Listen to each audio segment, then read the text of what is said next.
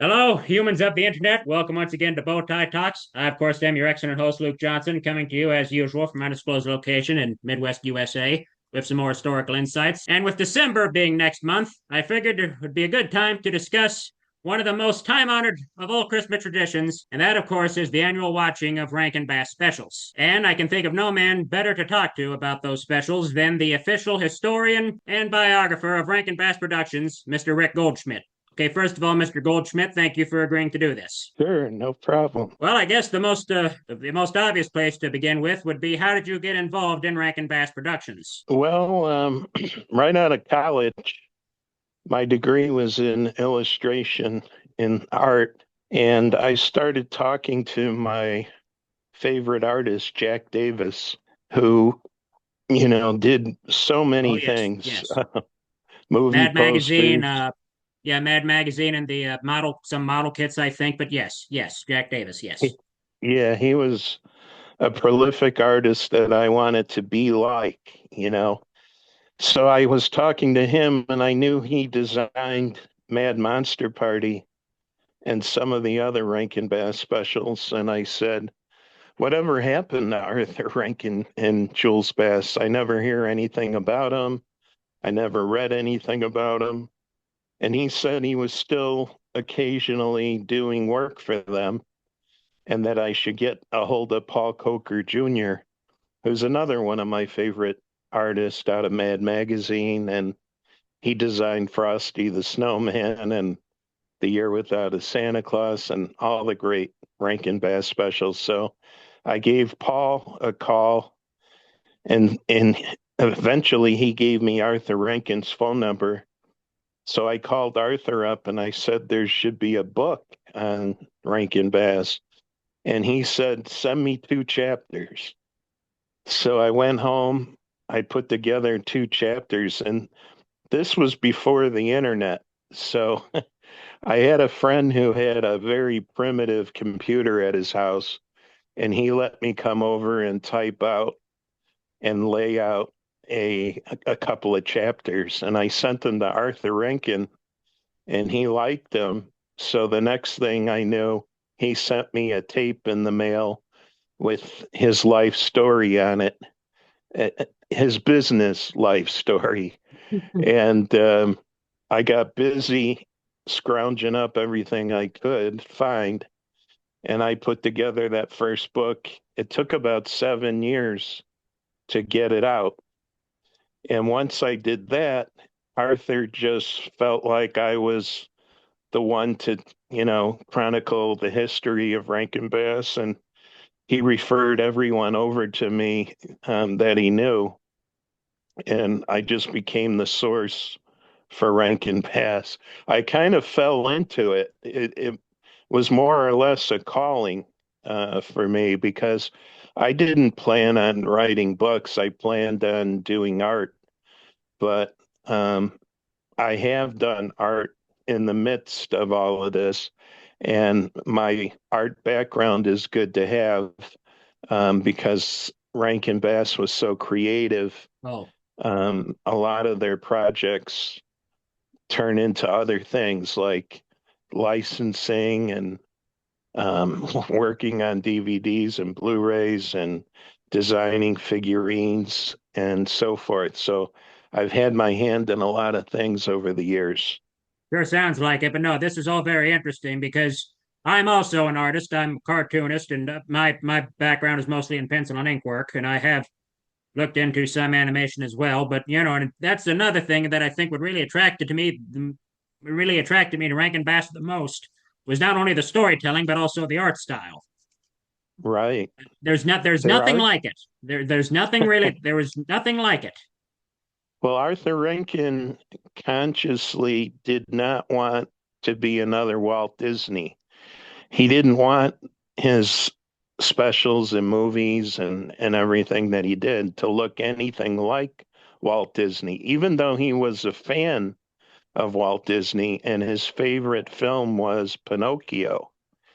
But he wanted something that would identify Rankin and Bass, not Walt Disney. So he was an artist himself. He was the art director at ABC TV when it started.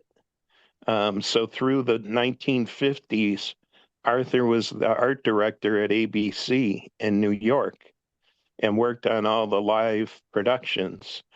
But he had an eye for good art. And that's Yeah. something that the both of us we shared. We Yes. love Jack Davis. We love Paul Coker. He also hired Al Hirschfeld for The Daydreamer. He hired Bruce Stark for the Mad Comedians, who's another great artist. So he had this eye for art, and it turned out that Paul Coker Jr.'s art was more animatable than Jack Davis's art. Jack Davis had a lot of detail to his art, and Paul Coker had a simplicity that the animation studios were able to capture, and that became the Rankin Bass look. The lettering style of Paul Coker and the designs of Paul Coker really became the Rankin Bass look that you were talking about. Oh, yes, yes. Because it's interesting, because as a fan of Peanuts, it kind of sounds like it was the kind of thing that Charles Schultz had with Bill Melendez. Right. Yeah, and I love Peanuts too. Oh, so do I. Trust Um, me. Try to. Yes. so um, But, Paul Coker was a very underrated artist.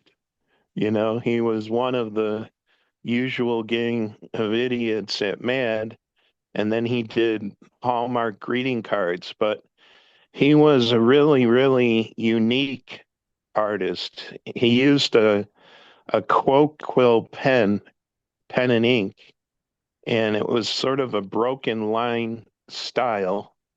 And his characters don't look like anybody else's characters. no, no, You they could no, not always because tell. that brought up because I watched some pieces of the We Are Santa's Elves documentary that I think you made, and yeah, Right.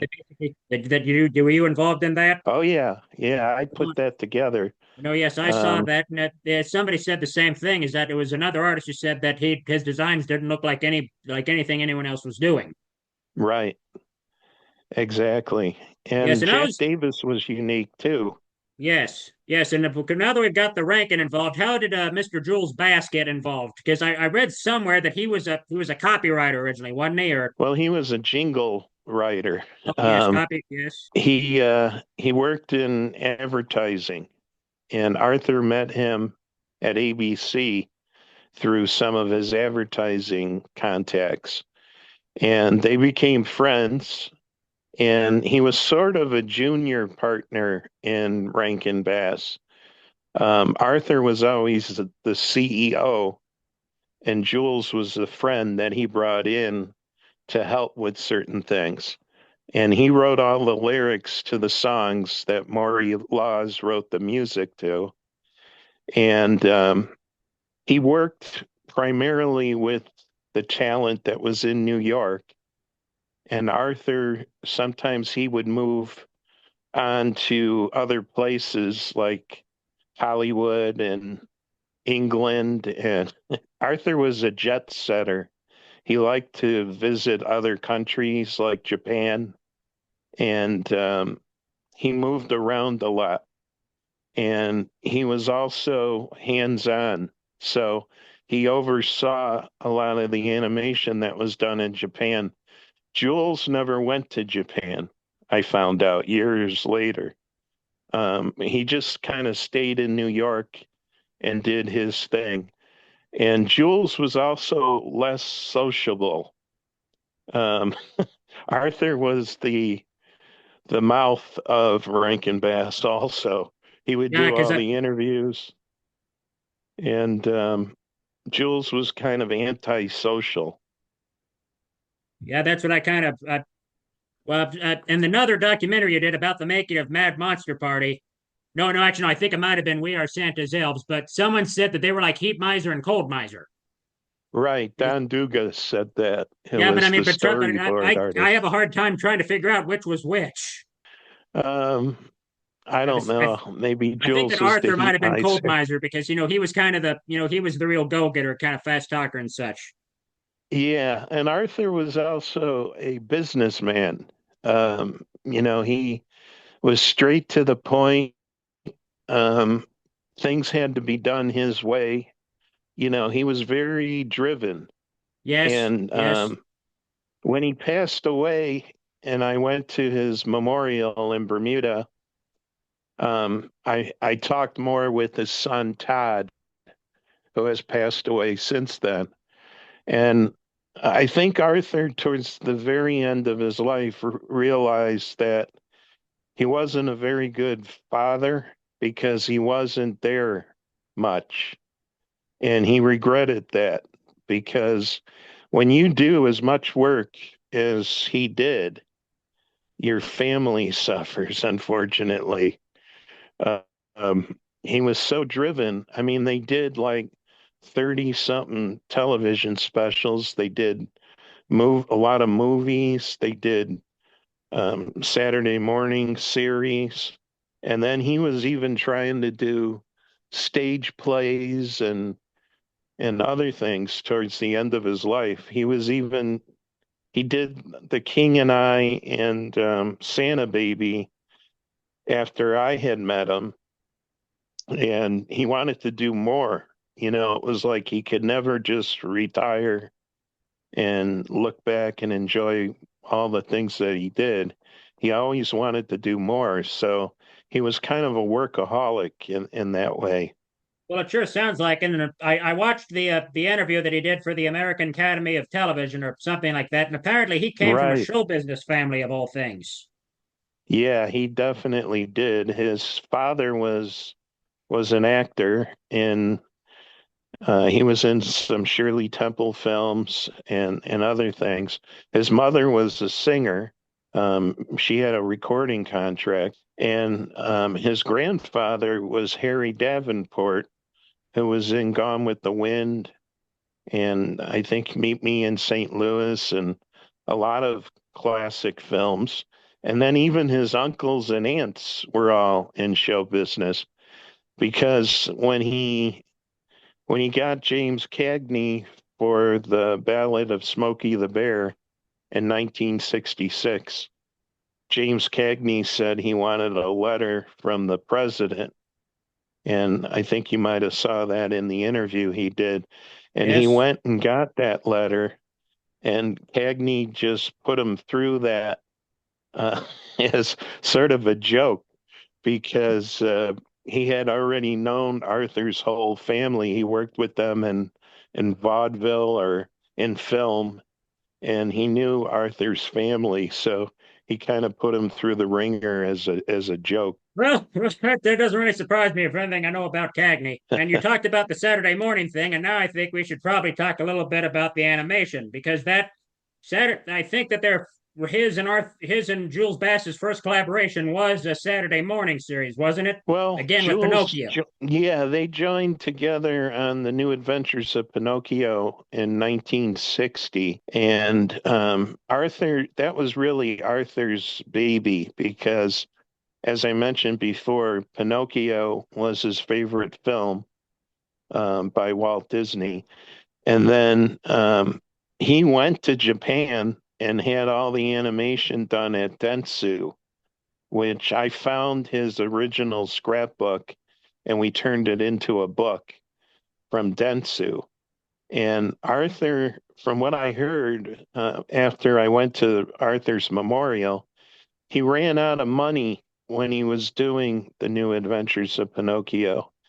And he got the money from his friend from the Navy. Um, this friend of his was at the memorial and he told me about it. And I forget the amount of money he needed. It was something like 30,000 or 50,000 to finish Pinocchio, but he finished it. And this gentleman told me that Arthur even had the film hanging in his bathroom in Japan. I mean, he was hands on trying to get this thing done. He might have even been editing it himself with some of the Japanese animators. So it was all his baby. But Jules had joined to do the music, the songs, the lyrics, and so forth. And that was kind of Jules's role. When Rudolph came along in '64, I interviewed Bill Giles, who was the sound engineer. And Arthur and Jules were in the studio with the actors, recording in Canada, in the RCA studios in Canada. And Bill Giles said that Arthur was giving all the direction and Jules was kind of in the background. Just nodding his head So kind of thing and saying, yeah, that works. That works. he was timing, I think in one of the pictures I have, he has a timer, Jules does. Hmm. And he definitely was helpful to the actors, especially for the songs. And, Rankin Bass put songs in all of their specials, but it wasn't just to have songs. It didn't just stop and they sing a song. The song always moved the story, the plot. And, Yeah, that's yeah, I why know. Jules had to be so involved with the productions. Yeah, I know what you mean. And that's something else that always fascinated me about that company was the music they were doing. I think was Broadway quality. It did not sound like Right, anything else that Disney was doing. It didn't sound like anything else that Warner Brothers was doing. It sounded like actual music. right. And that's the thing about Jules. He wanted to do a Broadway musical. And they did do one off Broadway called The Month of Sundays in the around 68, and it flopped. And Maury Law said Jules Bass was never the same again after that. And I saw towards the end of Jules's life, he was trying to resurrect a Broadway musical again. So that was always his dream. So I guess the closest he got to his dream was putting that into all of their specials and films. And I think he was quite successful at Oh, doing some of the most memorable songs um, that came out of television and the movies. oh yes, yes. That's we talked about with them doing. You know, Uh, they, you talked about them doing the outsourcing the animation, and that was something else that intrigued me was that I did not know what trendsetters Rankin Bass were. I mean, like with them outsourcing animation before Hanna-Barbera did it. That's well, what really something. happened? Arthur said what happened was in New York, a a Japanese delegation. Uh, I guess they were visiting through our government, and because Arthur Rankin's studio at the time was doing commercials, they came to him, and he went over to Japan to see what kind of animation they were doing, and he found that they were wizards with stop motion. And he thought this will work well in the States. So he started using it in his commercials. There's some early commercials they did in Animagic. In fact, they did an Animagic Christmas commercial for GE 2 years before Rudolph. And GE really liked it. And that's what led to doing Rudolph. The first Rankin Bass special wasn't in Animagic. It was Return to Oz, and it was cell animation. And this is before they met Paul Coker. So it looked good, Yeah, like yeah, the I've seen. series they did. Yeah, Yeah, because they I've did a seen pictures of. series. Yes, but no, It, I the, haven't seen. I haven't seen Return to Oz, but yeah, that was something else I noticed. The anime. I've seen bits and pieces of the art, but yeah, the drawing style wasn't quite the same as the Frosty the Snowman. Yes. right, right. And it was good. It was done by Tony Peters, who also designed Rudolph. It was a nice style, but it wasn't quite what they would become known for. And primarily, they became known for the stop motion animagic that Rudolph was done in. And then later, they used cell animation because they couldn't have the stop motion animators do everything. They had too many projects going at once, and they wouldn't have been able to do it everything in Animagic.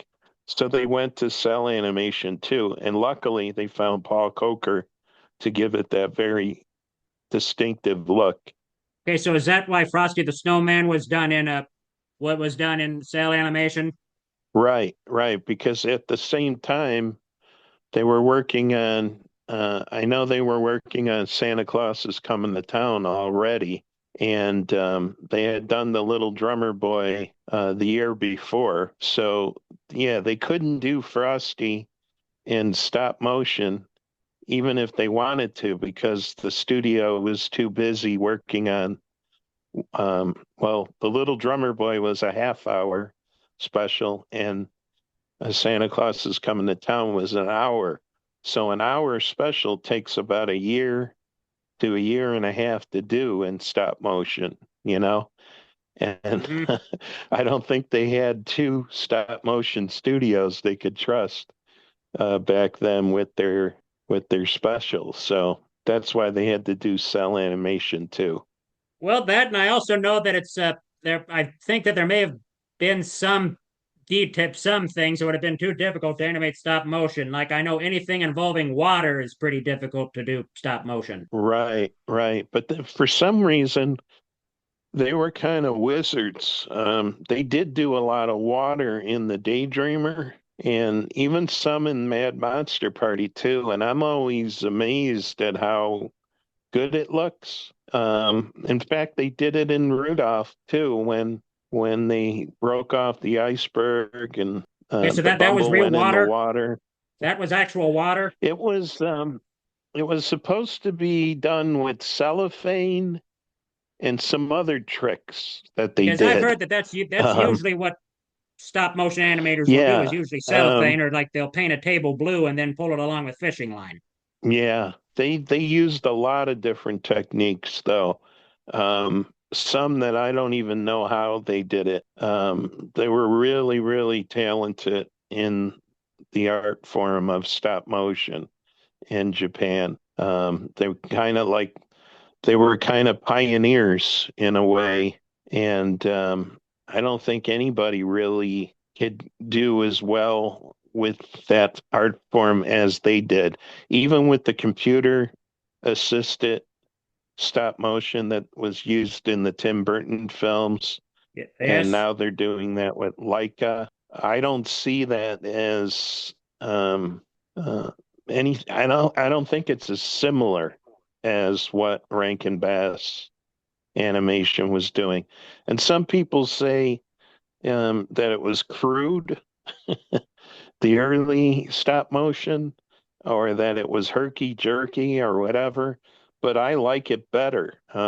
It just is a very believable world that they were able to create with all of the different techniques that they used. And I owned a couple of the puppets, and I've been to appearances with a variety of puppets. And you look at them and you look at the eyes and the mouths and the things that they changed out. And it's just like, how in the hell did they do such a realistic looking job that they did? It just still amazes me. Yes, yes, and I really don't agree with like how some people said it was herky jerky because I will say that most of the animation, stop motion animation I saw that was done pre Rankin Bass was very stiff and almost robotic. However, what they did, Right, what I think is probably the first time I saw stop motion figures move like actual humans.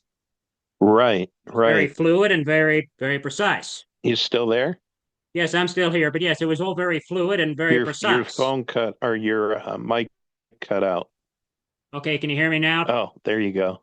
But yes, it was all very Yeah, fluid and very precise. yeah, I think so too. And the one thing that they did that I think their biggest achievement is that they brought personality to the art form.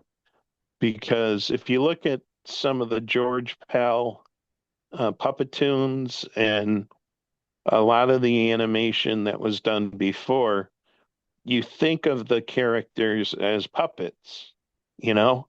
And once Rankin Bass brought Burl Ives in to do Sam the Snowman and all the great people that they got to voice the puppets, you no longer really think of them as puppets. You think of them as characters, you know? Hmm. The Heat Miser and Snow Miser pop into your mind as, the characters that they were, not so much that they were puppets. Yes. Yeah. So that I think that was their biggest achievement. Yes, and yeah, especially in getting celebrity talent, which was something that, I mean, today most people would say, "Oh, celebrities in animation, that's no big deal." But during the '60s, it was. Yeah, This was and they this didn't was bring in this was they seen at didn't a bring time in when stars just for their names either in the 60s. that is true. I mean, they all brought something. But yeah, they all brought something. Yes, that is very true. They all yeah, they all brought something. Yeah, And they were all very distinct voices, hmm great for animation, like Mickey Rooney. Boris Um, Karloff, you know, right?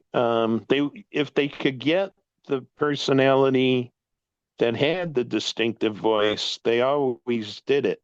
They tried not to get cartoon voice actors that just impersonated the people.